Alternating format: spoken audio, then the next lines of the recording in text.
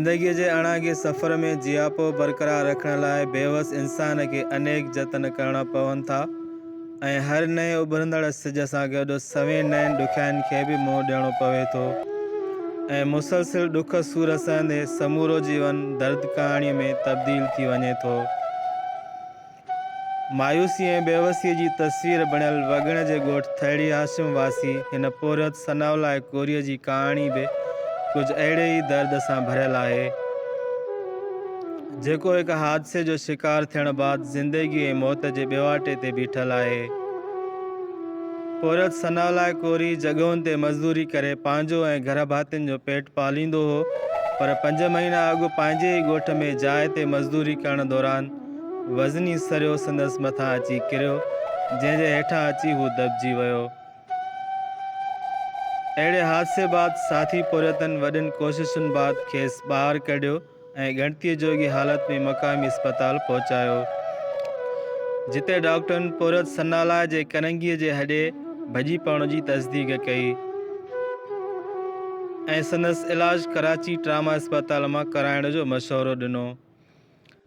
ज़ख़्मी पोरत सनावला जे ख़ानदान वटि 2 वेलनि खाइण जी वसियत बि न हुई, सो कराची अस्पताल में इलाज कराइण जे मशवरे संदन सूर वेतर वधाए छॾियो। इन परेशानी वारे आलम में ॻोठ जे सरहदीअ वारनि माली मदद करे कराची ट्रामा अस्पताल पहुचायो, जिते डॉक्टरनि करंगीअ जे हॾे जो ऑपरेशन करे घर भेड़ो कयो। पोरत सनावला कोरी ऑपरेशन जे 5 महीननि खां पोइ बि घुमण फिरण खां लाचार बणियल ऐं खेसि चेल में लॻल लोही राडुनि जा ज़ख़्म छुटण बजाए नासूर बणिजी विया। घर जे अकेले कमाइण वारे जी अहिड़ी कहल जोगी हालत हाणे संदसि घर भातियुनि खां बि ॾिठी न पई थिए ऐं सभु पंहिंजे अंदर जो दर्द लिकाए सनावला कोरीअ जे इलाज लाइ सरकार तोड़े सरहदीअ वारनि जी सहायता जे ओसीड़े में वेठल आहिनि।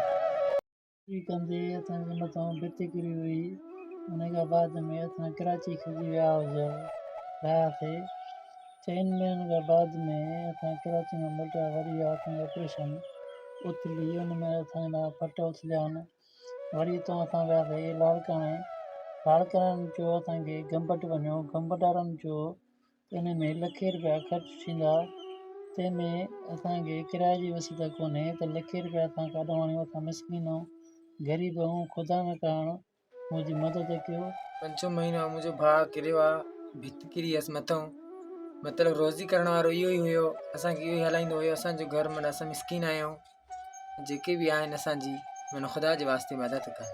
ॾींहुं राति हिन जी इहा ई तकलीफ़ आहे, माना ॾींहुं राति ईअं ई पियो आहे जीअं ॾिसो था तव्हां।